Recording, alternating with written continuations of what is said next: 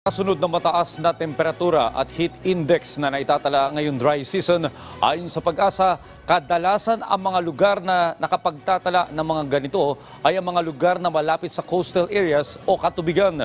Bukod dito, ang tinatawag na urban heat island effect na nararanasan sa Metro Manila.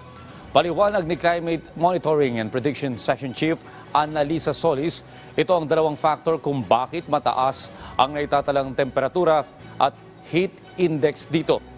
Ang Metro Manila, malaking parte ng Luzon, bahagi ng Visayas, ang Cotabato at Maguindanao, ang mga lugar na nakakaranas ng mataas na temperatura.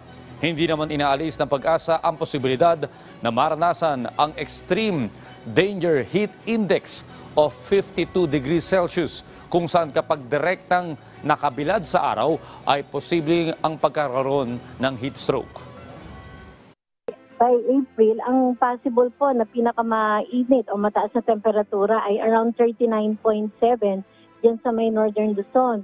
Samantalang as of April 15 ay nakapagtala na po ang Etiaga Isabela ng 40 degrees centigrade na mainit na temperatura. So sinabi nga po natin, as early as bagong pumasok itong warm and dry season months natin, sinabi ng DOST Pag-asa that this could be one of the warmest warm and dry season months natin.